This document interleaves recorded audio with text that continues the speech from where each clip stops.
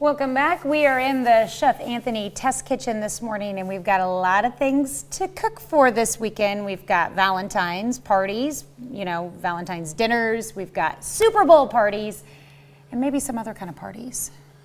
Well, I did think about that, and since it is your birthday, it is. I figured what better way to knock everything out than to do. And the bad weather coming on Valentine's Day. So I figured what better than to sit in the house and enjoy some good food and plan ahead a little bit. Okay. So we're going to I have a few things to show you. We always have our beautiful produce box from Martinez Produce every week, but this week is Super Bowl week and available all the time. For order are their stuffed jalapenos and their stuffed mushrooms. Now this is the original feta stuffed mushroom. Okay. And these are the classic jalapeno poppers with cream cheese. Oh yes, it's going to be good. So we're going to do these, and we're going to do a braised heart-shaped ribeye. Isn't this just about as adorable and beautiful as can be? Don't drop that. Beautiful heart-shaped ribeye, nice and thick all the way through. So and we did this last year for Valentine's Day. And the ribeye came from Simon Market. Yes, and the ribeye came from Simon Market. And so we're going to do this like we did last year, where I just grilled it in the pan, but we're going to braise it this time. Oh, okay. So we're going to add a little bit of difference to it. So first we're just going to add a little bit of our favorite seasoning right onto our ribeye. So what is your favorite seasoning? I'm really hooked on this smoked jalapeno and garlic or onion right now. I really like this stuff.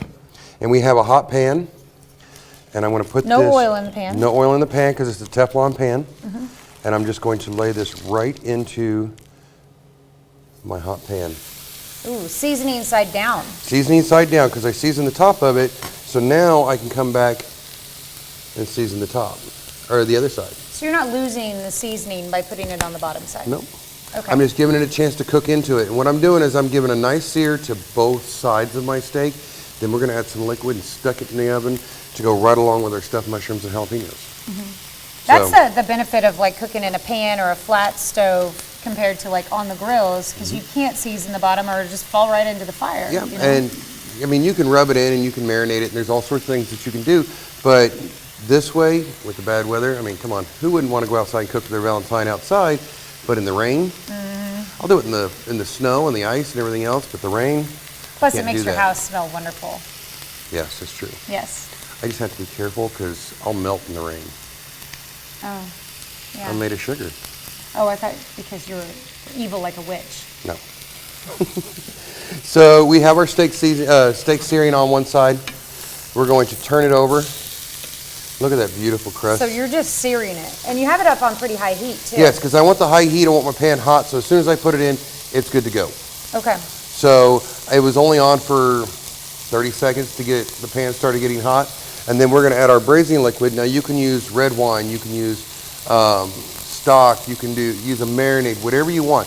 This technique calls for a moist heat. So anything that you like, I like to use picante sauce. Okay, I was like, is that some kind of salsa there? All right. So I like to put this on top of it because it's just, there's already tomatoes and onions and jalapenos and all the good stuff is already in there. So it's work that I don't have to do. It's right there. And then you can, to really finish it off, you can top it off with a nice little dollop of guacamole on top. Okay. Maybe some fresh pico right on top of that. So how much do you use when you're trying to do that, braising? We're actually going to bring this right up the edge of the pan. You're going on the outsides, not on the top. Yes, I want to leave the top a little exposed. And we're going to bring it right up, let it sit here and simmer just a little bit. And if you notice, remember I told you when the meat is ready to be moved or turned, it'll let go of the pan. So if your stuff is sticking to your pan, just give it a minute. It will let go when it's done. What if it's not a Teflon pan? Is there a even way if to not a avoid that? Teflon pan? If you put down oil first, which you should use in a non-Teflon pan, your meat or product inside should let go when it's ready to let go. Okay. And So- that one obviously is letting go. It's let go, it's ready to go. And now I would take this and I would cover this in foil and it'd be ready to go into the oven. So what we have here is our pan that's going to go into the oven. I'm going to turn our heat off. And I'm going to put this right onto our pan. Okay. Now, our friends over at Allied, let's not move that too far forward because that burner's true. still hot. That very true. I was just trying to get the steam out of my face. Our friends over at Allied Restaurant Supply, this is a $15 pan. Really? And this can go from the stove top into the oven. So don't forget to make sure that you don't put a thin pan in there, Could because you you'll do mess this it with up. like a cast iron pan too? You can do this with a cast iron pan. It works great. You definitely want a little oil then. Yes, you want just a little bit of oil on the bottom of your cast iron pan, but this, I always do it like this because it makes it real easy. Nice. We'll cover this in foil, and then we'll lay our... Yeah, there's no plastic or anything that would melt on this pan. So Exactly. So we have our pre-stuffed jalapenos. And we're just going to lay those right up on our pan. And they're Now absolutely these beautiful. jalapenos actually came stuffed by Martinez Produce. Yes. But if you were to stuff your own jalapenos, what do you like to use? I mean, cream cheese is awesome. Cream cheese is good, but I tend to go with things like mozzarella, or I'll go crazy simple like a stuffed pepper and do lamb and ground beef, maybe a little bit of sausage, and then wrap the whole thing in a thick cut piece of bacon. Oh, okay. But we've already got our meat, so we're just using it as Exactly. best. And then we're just adding our mushrooms right onto here. Now I use about a 425 degree oven, and this, you cook it to the desired doneness of your steak. The mushrooms take about 20 minutes. The jalapeno poppers take about 10 minutes. And we just lay them right on like so.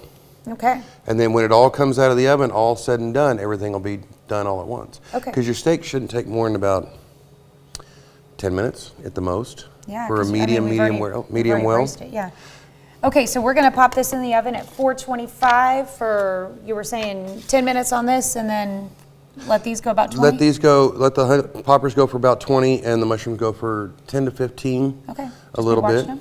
And then we will check out our finished product when we come back on the Fox 14 Morning News. That's right. We'll be right back.